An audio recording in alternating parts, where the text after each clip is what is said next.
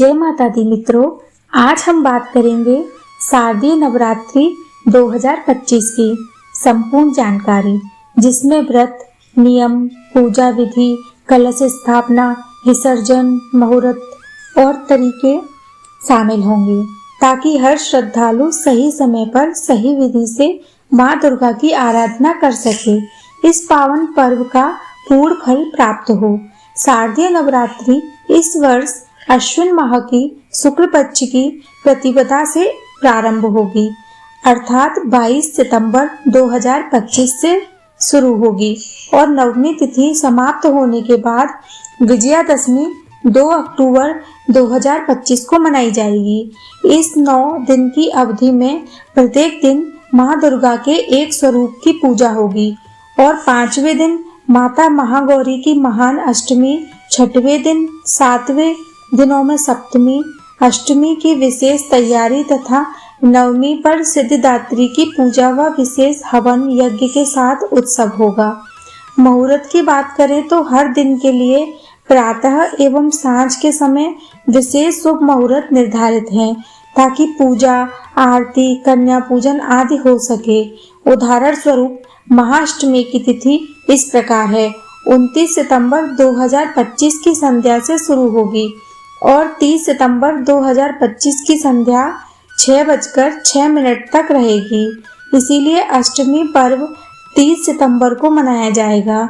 इसी प्रकार नवमी तिथि 30 सितंबर 2025 से शाम 6:06 से आरंभ होकर 1 अक्टूबर 2025 शाम 7:01 तक रहेगी।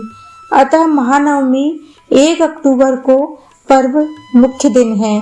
मुहूर्तों में विशेष रूप से ब्रह्म मुहूर्त शुभ लगभग 4:37 से 5:26 तक रहेगा। प्रातःकालीन पूजा समय लगभग 5:01 से 6:14 तक रहेगा।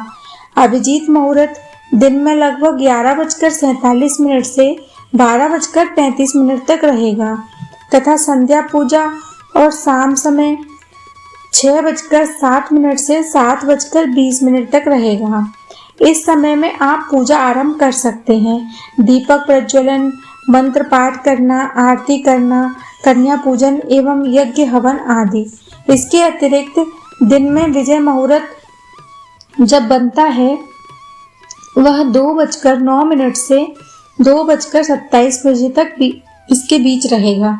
यदि किसी अनुष्ठान के लिए मध्याह्न समय उत्तम चाहिए तो वह समय ले सकते हैं। एक महत्वपूर्ण बात, राहु काल के समय में किसी भी शुभ कार्य, पूजा या नए आरंभ से बचना चाहिए।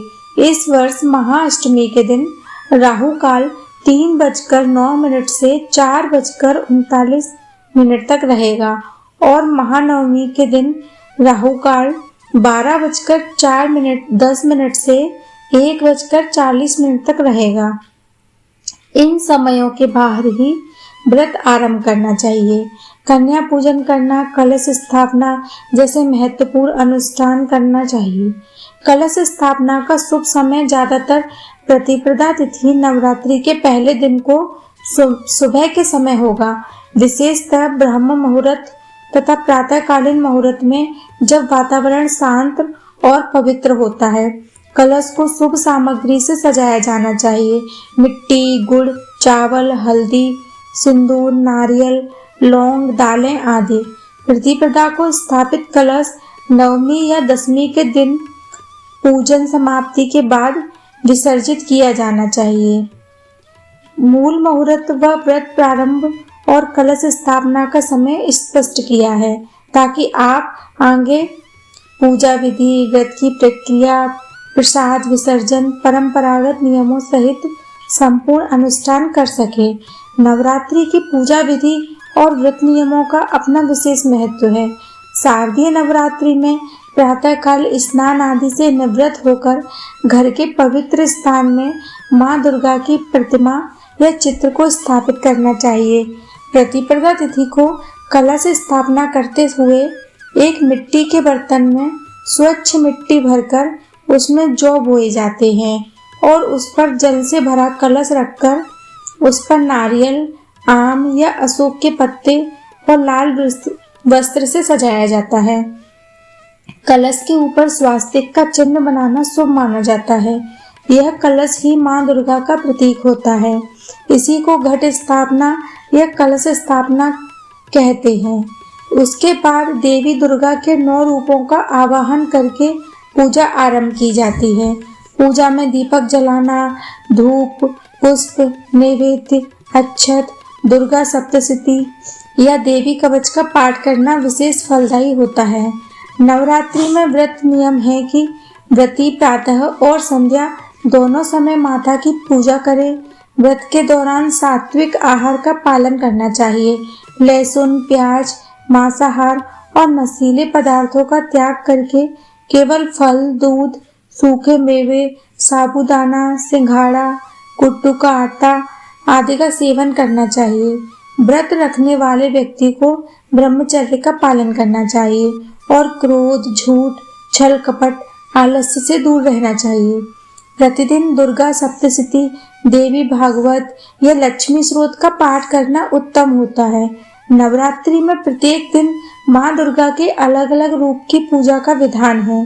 प्रथम दिन शैलपुत्री, द्वितीय दिन ब्रह्मचारिणी, तृतीय दिन चंद्रघंटा, चतुर्थ दिन कुष्मांडा, पंचम दिन स्कंद माता, षष्ठम दिन कात्यायनी, सप्तम दिन कालरात्रि, अष्टमी दिन महागौरी और नवमी दिन सिद्धिदात्री की पूजा की जाती है। प्रत्येक दिन देवी के स्वरूप को ध्यान करके विशेष मंत्रों का जप करना चाहिए। पूजा में विशेष रूप से लौंग, कपूर, इलायची, सुपारी, पान और शहद का उपयोग शुभ माना जाता है। व्रत में प्रतिदिन आरती करना और कन्याओं को प्रणाम करना पुण्यदायी है। नवरात्रि में कन्या पूजन का विशेष महत्व है। अष्टमी या नवमी के दिन 2 वर्ष से 10 वर्ष तक की कन्याओं को घर बुलाकर उन्हें देवी स्वरूप मानकर पूजना चाहिए। उनके चरण धोना, उन्हें चुनरी पहनाना, रोली, कुमकुम, अक्षत से तिलक करना, मिठाई, हलवा, पूरी, चने और पूरी का प्रसाद देना और दक्षिणा प्रदान करना आवश्यक है। यह माना जाता है कि कन्याओं के पूजन से मां दुर्गा अति प्रसन्न होती हैं और साधक की सभी मनोकामनाएं पूर्ण करती हैं। साथ ही ब्रह्मचर्य और साधना का पालन करते हुए मनुष्य का आत्मिक उत्थान होता है। कन्या पूजन में 9 कन्याओं को आमंत्रित करना श्रेष्ठ माना जाता है, किंतु संभव न हो तो 2 या 5 भी पूजी जा सकती हैं। साथ ही एक छोटे बालक को भैरव स्वरूप मानकर भोजन कराना भी परंपरा का अंग है। अष्टमी या नवमी के दिन विशेष हवन और दुर्गा सप्तशती के संपूर्ण पाठ का आयोजन करना सर्वोत्तम होता है। हवन में आम की लकड़ी, घी, शहद, जौ और तिल का उपयोग कर स्वाहा मंत्र उच्चारित करते हुए आहुति देनी चाहिए। इस प्रकार आयोजन घर के वातावरण को पवित्र करता है और नकारात्मक ऊर्जा का नाश करता है। नवरात्रि में यदि कोई श्रद्धालु प्रतिदिन देवी की कथा, भजन और स्तुति गाता है और तो उसका मन और घर दोनों ही सकारात्मक ऊर्जा से भर जाते हैं। नवरात्रि का व्रत केवल शरीर की शुद्धि के लिए नहीं, बल्कि आत्मा की शुद्धि और मन की एकाग्रता के लिए भी माना जाता है। इसी प्रकार यदि नियम पूर्वक नवरात्रि का पालन किया जाए तो साधक को धर्म, अर्थ, काम और मोक्ष की सभी की प्राप्ति होती है। नवरात्रि का महत्व केवल धार्मिक पर्व तक सीमित नहीं है, बल्कि यह शक्ति की उपासना, आत्मबल की वृद्धि और सामाजिक समरसता का पर्व है। शारदीय नवरात्रि विशेष रूप से इसीलिए महत्वपूर्ण मानी जाती है क्योंकि इसी समय मां दुर्गा ने असुरों का संहार कर धर्म की स्थापना की थी। यही कारण है कि इस पर्व को शक्ति की विजय का प्रतीक माना जाता है। नवरात्रि में प्रत्येक दिन देवी के अलग अलग स्वरूप की पूजा करने का विधान है। स्वरूप की आराधना करने से भक्त को अलग अलग प्रकार की सिद्धियां और आशीर्वाद प्राप्त होते हैं। जैसे शैलपुत्री की पूजा से जीवन में स्थिरता आती है, ब्रह्मचारिणी की पूजा से तप, संयम और ज्ञान की प्राप्ति होती है, चंद्रघंटा से शत्रु बाधाएं दूर होती है। कुष्मांडा से स्वास्थ्य और ऊर्जा मिलती है। स्कंद माता से संतान सुख और परिवार में शांति आती है। कात्यायनी विवाह और मनोकामना पूर्ति की देवी हैं। कालरात्रि भय और शत्रुओं से रक्षा करती हैं। महागौरी जीवन को उज्जवल और पवित्र करती हैं और सिद्धिदात्री सभी प्रकार की सिद्धियों का आशीर्वाद देती हैं। इस प्रकार नवरात्रि में का विशेष महत्वपूर्ण अनुष्ठान कलश विसर्जन है। प्रतिपदा को स्थापित किया गया कलश 9 दिनों तक पूजित होता है और नवमी या दसवीं के दिन उसका विसर्जन किया जाता है। विसर्जन का समय शुभ मुहूर्त देखकर ही करना चाहिए। विसर्जन करते समय कलश से निकले जौ और मिट्टी को पवित्र स्थान पर प्रवाहित किया जाता है और तुलसी के पौधे के पास रखा जाता है। यह प्रक्रिया जीवन में समृद्धि और शुद्धि लाती है। विसर्जन के समय मां दुर्गा से प्रार्थना करनी चाहिए कि उन्होंने 9 दिनों तक घर में निवास किया, वैसे ही हमेशा अपने आशीर्वाद से घर को धन धान्य सुख शांति से परिपूर्ण रखें। दसवीं तिथि को ही विजयादशमी या दशहरा भी मनाया जाता है। इस दिन मां दुर्गा ने महिषासुर का वध किया था, देवताओं को विजय दिलाई थी। इसीलिए यह दिन बुराई पर अच्छाई की विजय का प्रतीक है। इस दिन रावण दहन की परंपरा भी प्रचलित है, जो हमें यह सिखाती है कि चाहे अहंकार कितना भी बड़ा क्यों न हो, अंततः उसका नाश होना निश्चित है। विजयादशमी के दिन शस्त्र पूजन और वाहन पूजन की परंपरा भी है। इसे आयुध पूजा कहते हैं। यह परंपरा विशेष रूप से योद्धाओं और व्यापारियों द्वारा की जाती है। इस दिन नए कार्य और यात्राएं शुरू करना अत्यंत शुभ माना जाता है। नवरात्रि के दिनों में समाज में भक्ति और उत्सव का विशेष वातावरण रहता है। जगह जगह देवी की पंडाल सजाए जाते हैं। गरबा और डांडिया जैसे सांस्कृतिक आयोजन होते हैं, जो सामूहिकता और उत्साह को बढ़ाते हैं। लोग एक दूसरे से मिलते हैं और धार्मिक भजनों में भाग लेते हैं।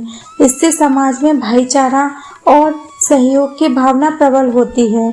नवरात्रि हमें यह भी सिखाती है कि जैसे मां दुर्गा ने असुरों का वध किया, वैसे ही हमें अपने भीतर के असुरों यानी क्रोध, लोभ, मोह, ईर्ष्या और अहंकार का नाश करना चाहिए। तभी हम वास्तविक विजय प्राप्त कर सकते हैं। इस पर्व का सार यही है कि शक्ति केवल बाहरी नहीं बल्कि आंतरिक भी होती है। जब साधक अपनी आंतरिक शक्ति को पहचानकर उसे धर्म और सत्य की दिशा में लगाता है, तो उसका जीवन सफल हो जाता है। नवरात्रि का प्रत्येक दिन आत्मिक विकास और शक्ति साधना का अवसर है। यदि श्रद्धा और नियम से इसका पालन किया जाए, तो भक्त को माता का साक्षात आशीर्वाद प्राप्त होता है और जीवन में सदैव विजय, समृद्धि और शांति प्राप्त होती है।